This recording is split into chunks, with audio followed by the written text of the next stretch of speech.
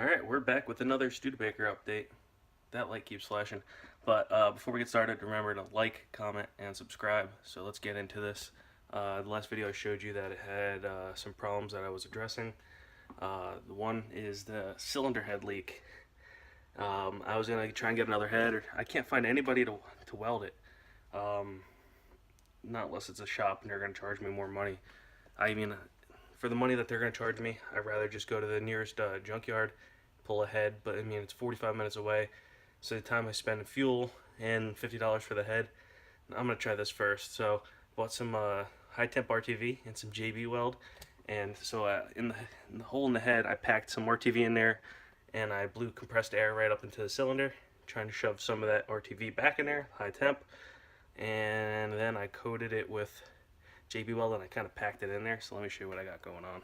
Alright, so last couple weeks ago I was at a car show at Midas, and sponsored by Napa, and they gave me this thing.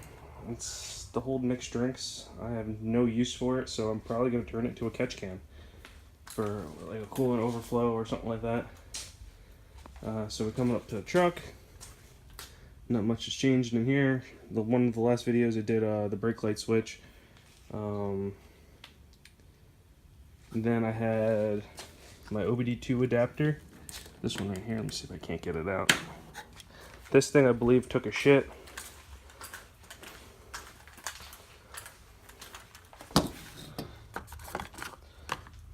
So here's my old one, and here's the new one. Hopefully it works after that. If not, it looks like I'm going to be spending some money on some new gauges for this truck. Here's my driver's side manifold. You can see how I have it flipped. This, in case you didn't see in the earlier videos, this is how I have it. It's a it's a passenger side manifold flipped over upside down onto the driver's side. So, and here's, that part goes over the transmission. It connects to a V-band. And it connects right down there. And then the two of them run side by side down there. So, and then they meet back behind the bed. So the two pipes run side by side, then they merge into a Y and hit the muffler. So right now, I bought a new coolant tray, and drained the coolant out of the radiator, and then I blew compressed air into the cylinder. And just to get any water and let it dry. It was too hot. I was about to pass out yesterday, so I left. So I packed RTV into the hole. Let me see if I can show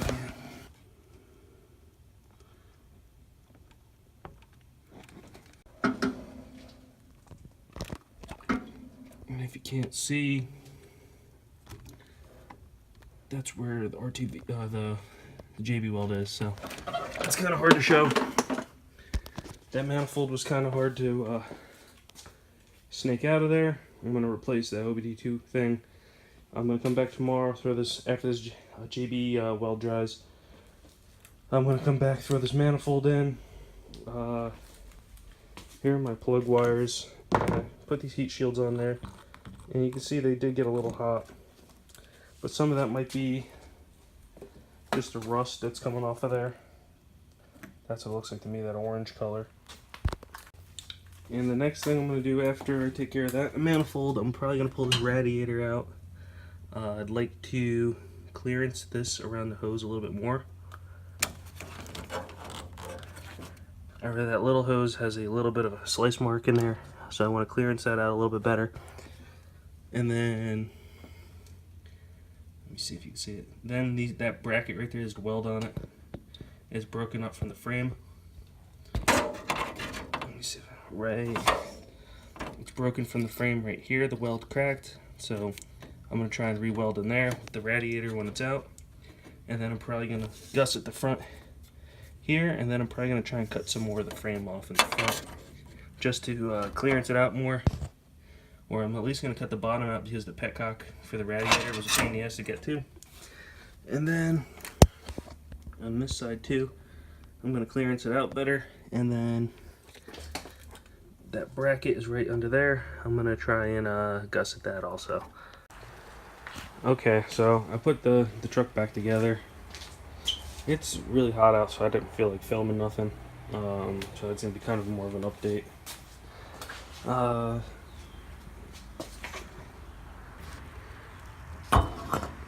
If you can see some fresh welds over there, I welded the front end back onto the truck. And those ones are a little bit more shitty looking, but there's like a flange right at the top, right there where my pinky is, and I welded underneath, and it looks good. I completely jacked the truck up on this side and got under there, and under the flange there's nice beads under there, so I'm not too worried about that.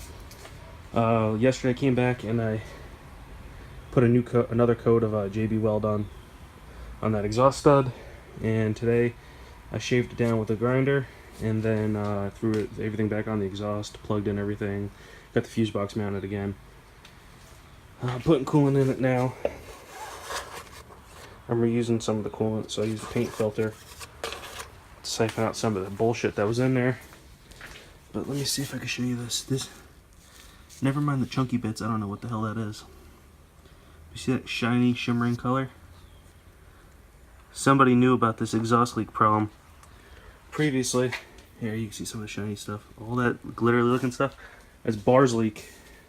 So somebody tried plugging the hole from the inside out with some like radiator stop leak, and whatever was in the head when I got it, when I pulled the exhaust stud off, there was like a booger in there. If you go back to, I think it's the second video, when I started taking the motor apart, there was a glob of shit in there, and I took it out. So that was what was holding the coolant back in there. So eventually, after I took all that shit out of there, whatever was still packed in the back of the hole cracked or heated up and then cracked out, and then it was able to start leaking again. So this was a prior problem to this motor, because somebody tried drilling the exhaust stud out on an angle, because you can't get to it straight because of how the cab is on an NBS truck, so like a 99 to 2007 Chevy or GMC.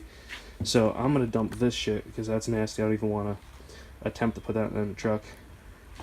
And I'm gonna go grab some fresh coolant, and I'm gonna try and bleed it out. Okay, so I got the funnel filled up here, and if you don't have one of these, I highly recommend you getting one of these non-spill proof funnels to help you bleed the coolant system. So you can let this run with this open, and you put more coolant on top, and then when the thermostat opens, it sucks it down. And what's nice is you shove this in there, and then you pull this funnel off this fitting here, and you can dump it right back into your coolant jug. You don't have to spill any or waste any. It's awfully handy. So I'm going to bleed the system here in a second. I'm going to be able to test if that Bluetooth adapter is working. And I want to show you this. See if we can't get it in the light here. All that stuff that it caught.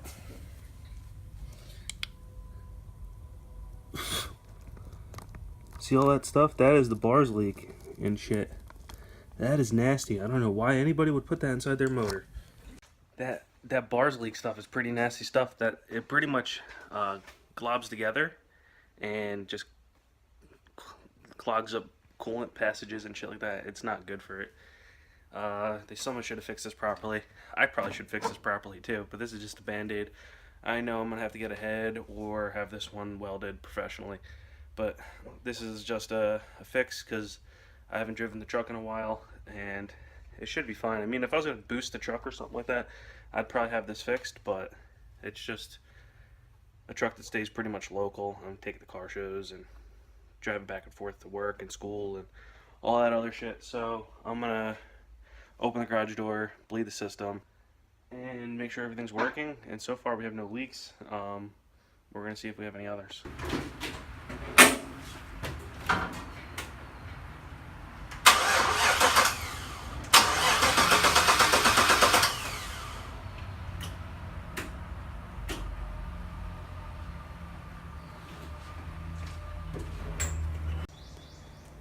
Alright, so it didn't start. The crimp broke on the main power wire, goes to the fuse box. Came undone when I moved the fuse box, so I'm going to put it back together and hopefully it starts this time.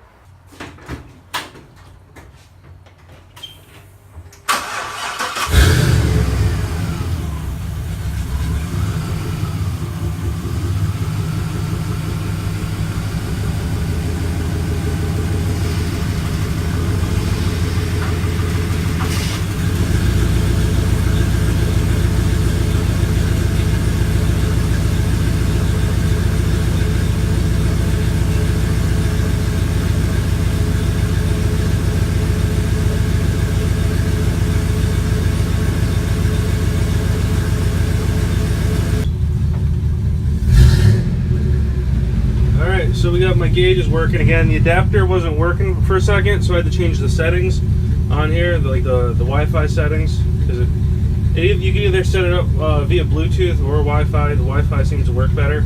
So I had the Wi-Fi working off the adapter to the phone. I had to reset it, and I jiggled some of the wires around and redid one connection, and now it's working fine, which leads me to believe I tested the other adapter and it wasn't working even on my HD truck. So maybe it was shit and something happened with the plug. But I'm going to test the old adapter out on my pickup truck. But everything seems to be working so far. I already bled the coolant.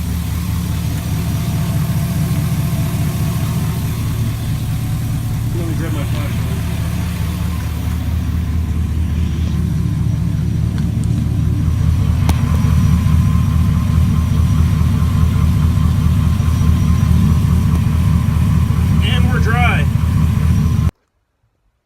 Alright, so I bled the coolant and everything seems to be working fine on the truck. It started pouring, so I can't take the truck out for a drive and play with it.